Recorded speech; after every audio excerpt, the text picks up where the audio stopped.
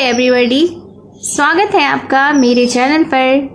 सबसे पहले अगर आप इस चैनल पर न्यू हैं तो मेरे चैनल को सब्सक्राइब कर लीजिए और जो बेल का आइकन दिख रहा है उसे भी प्रेस करते जाइए ताकि मेरी आने वाली वीडियोस का नोटिफिकेशन सबसे पहले आप तक पहुंच जाए। तो इस चैनल के थ्रू आप इंग्लिश स्टोरीज़ को हिंदी में सुनते हैं, इसमें जो वर्ड्स यूज़ होते हैं उसका आप मीनिंग भी जानते हैं एंड इसके साथ ही रीडिंग स्किल भी सीखते हैं। तो मेरे चैनल पर बने रहिए और मैं इस चैनल के थ्रू मेरे शॉर्ट्स वीडियोस में थाउजेंड्स ऑफ वोकैबलरीज़ हैं और मैं हमेशा ही उसमें डेली वोकैबलरीज़ डालती रहती हूँ, तो जिससे कि इंग्लिश स्पीकिंग के लिए बहुत ही इम्पॉर्टेंट है। अगर आपने अभी तक मेरे चैनल को सब्सक्राइब नहीं किया है तो सबसे पहले मेरे चैनल को सब्सक्राइब कर लीजिए। तो आज जो मैं स्टोरी लेकर आई हूँ ये एक शॉर्ट इंग्लिश स्टोरी है, बहुत ही इंटरेस्टिंग स्टोरी है। इस स्टोरी में आप होल स्टोरी का हिंदी में अनुवाद सुनेंगे, तो वीडियो के एंड तक बने रहिएगा क्योंकि ये बहुत ही अच्छी स्टोरी है। So let's begin the story. आज के स्टोरी का टाइटल है the little girl sold with the pears. Little का अर्थ होता है छोटा या छोटी, गर्ल यानी लड़की, सोल्ड यानी बेची गई, विथ मतलब साथ, पियर्स का अर्थ होता है नाशपाती।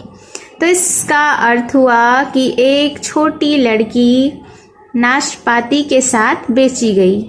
वंस यानी एक बार, a man had to pay the king rent as 4 baskets of pears. क्या मतलब हुआ इसका? वंस का अर्थ होता है एक बार, पे का अर्थ होता है चुकाना, रेंट यानी कि किराया, बास्केट्स यानी टोकरी, पियर्स का अर्थ हुआ नाशपाती। तो इस सेंटेंस का मतलब हुआ कि एक आदमी को राजा को नाशपाती की 4 टोकरियों के रूप में किराया देना पड़ा।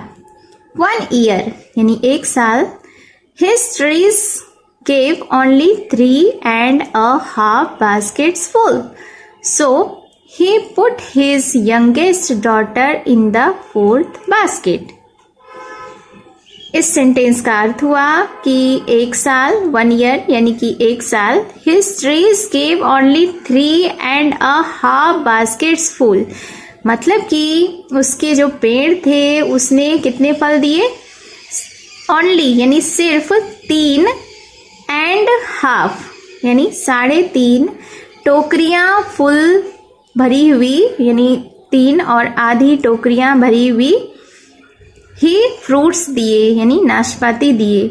सो ही पुट हिज यंगेस्ट डॉटर, इसलिए उसने अपनी सबसे छोटी बेटी को उसमें रखा। किसमें? इन द 4th बास्केट, चौथे बास्केट में यानी चौथी टोकरी में। When the baskets arrived at the castle, the royal servants set her to work as a servant. When the baskets, जबकि टोकरियां, arrived at the castle यानी किले पर पहुंची, किले के अंदर गई, यानी the royal servants set her to work. Royal servants यानी राजा के जो नौकर थे उन्होंने उस लड़की को लगा दिया काम पर एज अ सर्वेंट, एक नौकर के रूप में। मतलब कि उस लड़की को भी एक नौकर के रूप में वहां नौकरी दे दी। As the girl grew up, जब लड़की बड़ी हुई, the prince fell in love with her, जो राजकुमार थे वे उससे प्रेम करने लगे। The servants told the king that, नौकरों ने राजा को बताया कि she could steal the witch treasure, क्या बताया उस लड़की के बारे में?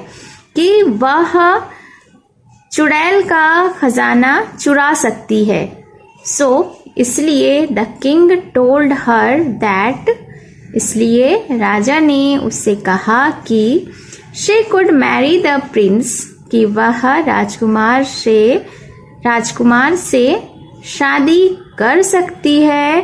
If she steels the treasure, कब कर सकती है? जबकि वह ट्रेजर यानी खजाना चुराएगी।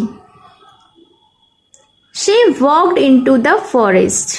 वह जंगल की तरफ चली गई। And came across an apple tree. और सेब के पेड़ से मिली। From which emerged an old woman. जिससे कि एक बूढ़ी औरत निकली। इमर्ज का अर्थ होता है निकलना। तो उस पेड़ से, सेब के पेड़ से एक बूढ़ी औरत निकली।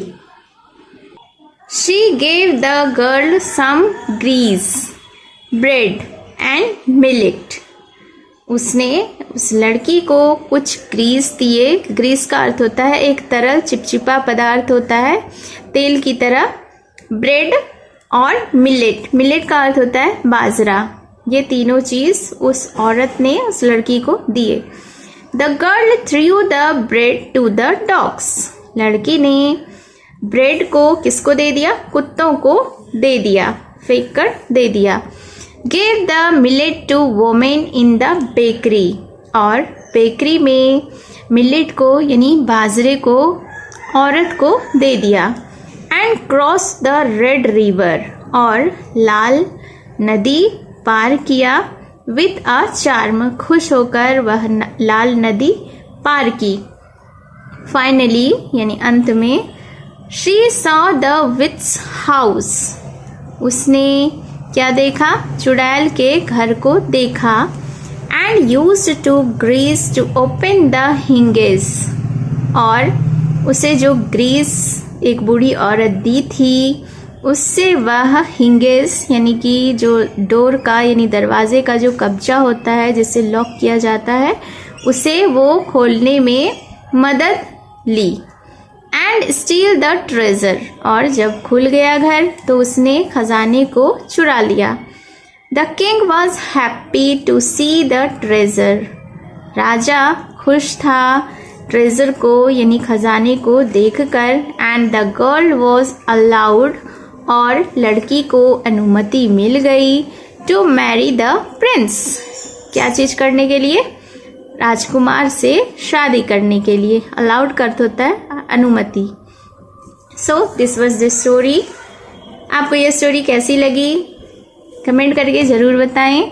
तो मिलती हूँ मैं फिर से एक न्यू इंटरेस्टिंग स्टोरी के साथ। Till then take care and bye.